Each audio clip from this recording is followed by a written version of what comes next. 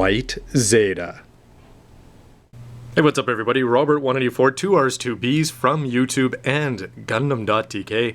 I'm continuing my look at the Master Grade Zeta Gundam. This is based on the version 2.0, but remember this is Amuro Ray's possible White Unicorn version from Green Divers and Gundam Evolve. Canon aside, let's time to take a look at all the parts. If you've built the version 2.0 Master Grade, you're going to be familiar with all of the main body parts that you're going to see here, including separate shoulders and parts that attach onto the forearm. But it may be the shield/tail section, the wings of the Wave Rider, the tail unit, the beam rifle, and the Hyper Mega Launcher, along with those two piddly beam sabers, that may be worth writing home about. You're also going to get a worker that helps bring this into dock, and somebody that looks just like, is voiced by the same seiyuu, but is not necessarily Amuro Ray. Starting with the legs and working our way up, this is the first time that you're going to see the seals, and I have to say that they look very sharp. They don't necessarily cover everything just right. You're going to have to choose sometimes whether you want to cover all the front or all the back. The choice is sometimes pretty obvious, but you are going to be getting pink colored parts for the actual plastic for the thrusters here, and for the heels you're going to get gray for the insides and yellow for the outer trim there, so a fair bit of color in something that seems pretty simple upon first glance.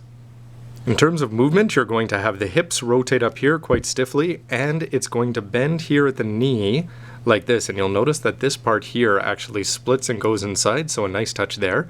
It's also going to come forward. These things, of course, are going to be used in the transformation quite a bit. You're going to be getting stuff like that. You'll notice the way that the knee just dropped inside there. And this part here at the back is also able to slide up and down, which can slide the feet right up and in. This part here hopefully doesn't get in the way, but what you've got to be concerned about with the Master Grade 2.0 is keeping this heel and this foot flat, because they don't want to stay flat, and when they don't, that guy needs to be propped up on somebody, because otherwise it's going to go toppling backwards, because this is usually too high up. So something to be careful of right from the start. Just another feature that you'll see in the transformation. The color scheme works again for the waist section, where they have little touches like the light gray here, which offsets with the white quite well, not as bad as I thought. I used light gray lining all over this thing, I didn't want to go with black. And the side skirts are going to be able to pop this open, and then the beam saber, it's not a pull mechanism, it actually just pops out there, and it's on a peg. And onto the front you're going to have independent moving front skirts. This is just a sticker that fits on here. It may be peeling up a little bit over time. And whether you want to go add these kind of white unicorn seals is of course completely up to you. Complicated mechanisms on the inside here, and all of these are going to get put into various forms, different forms, when it's actually transformed into the Wave Rider. The chest for me has always been one of the standouts of the Zeta Gundam, and it has the, of course, white, yellow, blue, and red color scheme. But this one keeps it pretty simple, with the gray becoming where the old red would be. Here you've got yellow, that's the same, yellow up there, that's the same. But otherwise, it's just the little bits of pink stickers here. You're going to have them here around the chest, up here on the shoulder, and a nice touch that you actually put them there on the back of the shoulders. And now, again, just like with the waist, this is going to have an even more complex transforming mechanism, because you're going to have to be able to bring the head down here, similar to a descending elevator. So just be careful that some of these parts, again, are designed to be used for the transformation, so they're not necessarily going to move the way that they would on a non-transforming Gundam. The shoulders look deceptively simple, but there's actually a fair bit of construction that goes into putting them together. I had to line that there, that's on a gray part on the inside. It's good that they give you the yellow pieces, and this is just going to wrap around the shoulder, which rotates around like this. And for the actual bend on the arm, you're going to be able to bend it up here and here, so you're going to get the full 180. Nothing, no moving pistons or anything fancy there, but it's good that things aren't falling off. The pink parts really stand out, and these yellow parts are stickers. And then the manipulators have the little details like a triangle there, and no Riccadius kind of shooter coming out of the finger. Now how's this for a gimmick though? If you move the manipulator down and you push in on this ammo pack, you'll notice that that door just started to open. If you help it down all the way, yes, there's an additional set of weapons there coming out of the forearm. You do get two of these option grenade parts, although one of them is usually going to be off when you put on the shield/nose cone. When I talked about sometimes that I wasn't too keen on the contrast between the white and the gray, this is mostly from the shoulders, which come across as very gray sometimes, depending on what kind of light and what kind of camera you have on, but here doesn't come across as looking too bad. The flying armor is one of the first times that you can see the seals and the pink parts right beside each other, and you can see that there's quite a difference in contrast, but the pink of the plastic actually comes across as looking pretty good. So you've got your thrusters here, you've got the seals on, which I should note, they do peel up because they are going around a rounded part, and rounded parts, never good for stickers.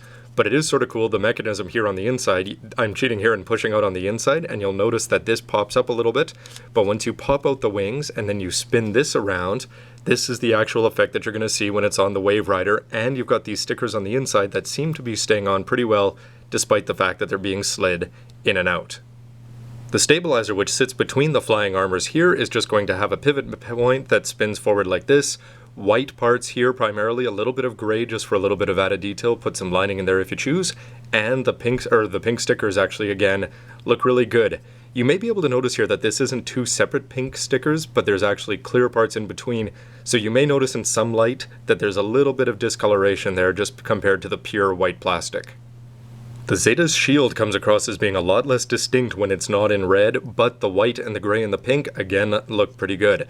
In terms of mechanisms, you're going to have the mount point there, and this is going to pivot on a couple points, and you can slide this out and get a much longer effect here, and the stickers underneath don't seem to be affected, although you'll notice that they're bubbling up a little bit there from sliding it back and forth.